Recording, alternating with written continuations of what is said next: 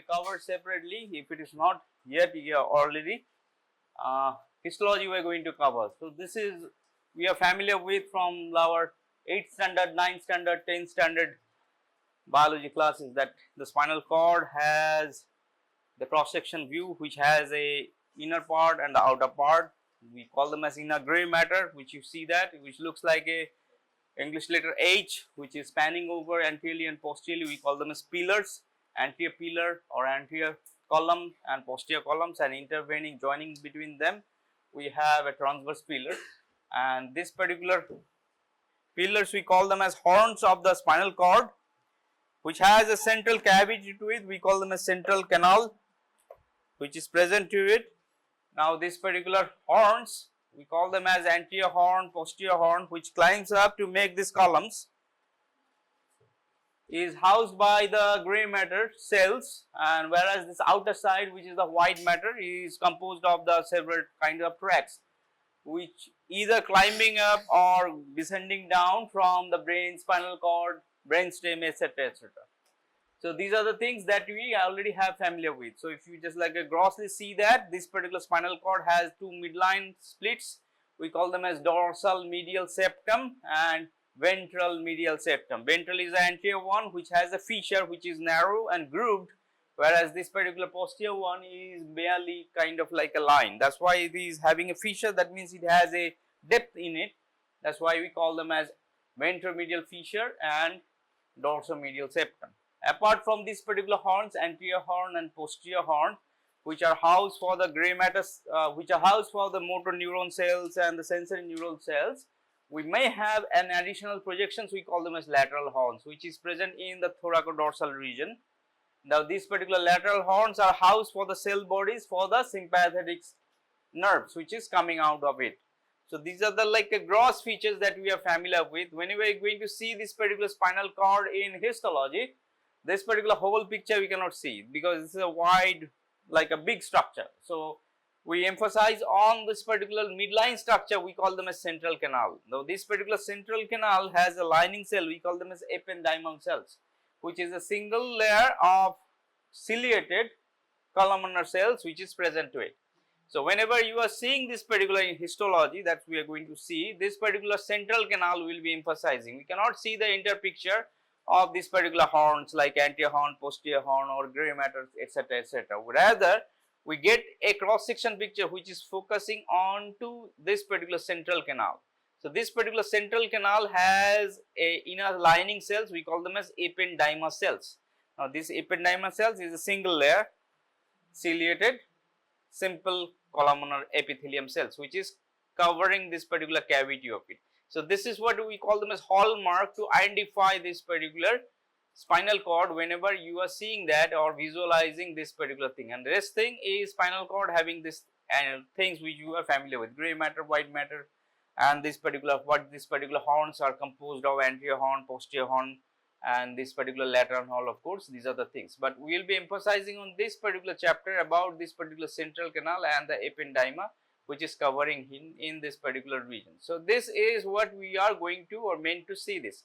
Otherwise that we cannot see this particular whole picture. We will be seeing this particular central canal, and by identifying the central canal only, we are going to identify this specimen as the spinal cord specimen, which is easy to identify in a way. Whenever you are seeing this particular like the histological pictures of it, you will be easy to memorize and you will understand what we mean to say. So, this is about the spinal cord histology, and moving from the spinal cord, we are going to talk about the cerebellum. This is not very popularly given in the examination, especially in the undergrad. So, this particular cerebellum, which you know that a part of the central nervous system present in the posterior cranial fossa, has got two lobes, right lobe, left lobe, and these gross features we have learned about, and intravenic tissue we call them as vermis.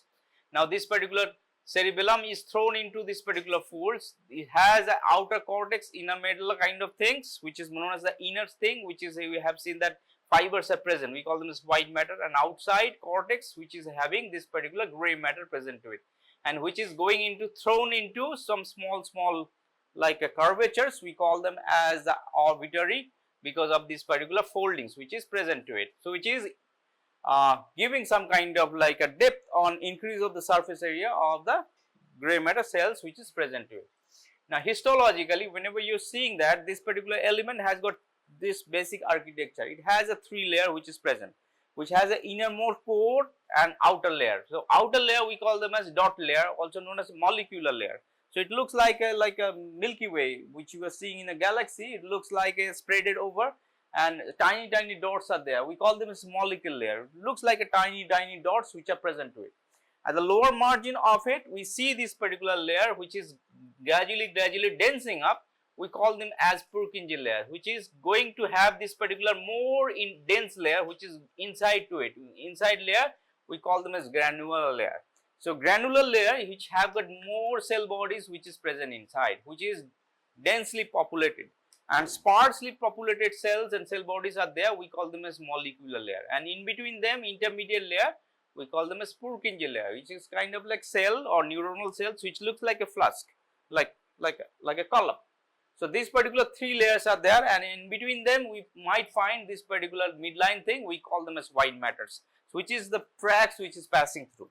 So identification wise, this particular picture is a kind of very easy to remember. Is the neural tissue structure have got 3 layers, outside, inside. We have this less populated cell layer, we call them as molecular layer. Then we have the deeper layer which is densely populated, we call them as granular layer. In between them we have intermediate layer, we call them as this Purkinje layer, and these 3 layers are layer present in the gray matter. That means it is present on the outer side. Now more we get inside, we get the fibers. That means the white fibers are present inside. If you see that the white matter is inside, the gray matter is outside. Likewise, this particular histology corresponds to this particular picture as we are seeing here. So histology of this particular gray matter composed of this particular 3 cortical layers, molecular layer, Purkinje layer and the granular layer, and deepermost we have the white matter. This is one of the easy slides if you are going to remember. Now in depth talking about this particular molecular layer, Purkinje layer and this particular granular layer, the cells which is present inside to it, which has got like a less densely populated, which is present inside, and the cells neuronal projections which is going down, and superficial to deep, these are going down, and these branches of the fibers are climbing through or descending through this particular Purkinje layer and eventually going to this particular white matter. Then we have the Purkinje layer which is having this particular intermediate cells. This Purkinje layer which is, you can see that it looks like a kind of flask, like this one, vase like. So vase like structure which is present inside to it, we call them as Purkinje layer. And then we have this particular layer which we call them as granular layer, which is the deepest most of this layer. With cells which are present in here, we call them as granule cells.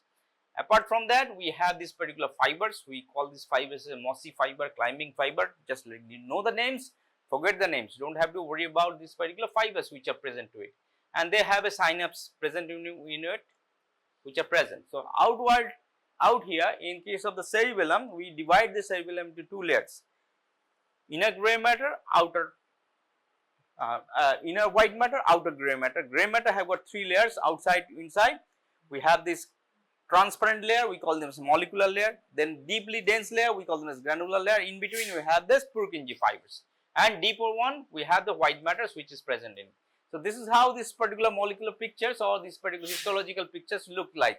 We have a extreme right slide over there, this side, which is quite similar to this particular picture. We will find a more similar picture like this if you have explored through the different slides. But on the right edge of this particular microscope have got likewise picture like this, which helps us to identify. Now no deep digging is required for these like a cerebellum, because we just know the layers and how these particular layers are present in the gray matter that we are going to see. And in case of the spinal cord, it is more frequently given. The hallmark to identify the spinal cord is that we have to identify this particular central canal. We call them as central canal, which is lined by the cell, ependymal cell. So these are the things which you are going to identify. So we have 2 rows of the microscope placed. One is of the spinal cord, one is of the cerebellum. Just go and identify these particular slides. It will be easy to identify. Draw a picture and identify them.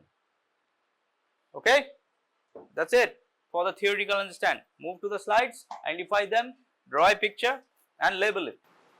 In spinal cord, the E diameter, we have to identify this foramen. This is the central canal. This is the central canal which we are going to focus. Yes, this is the central canal. is lined by these cells which is present on it, which is different than that of rest of the cells.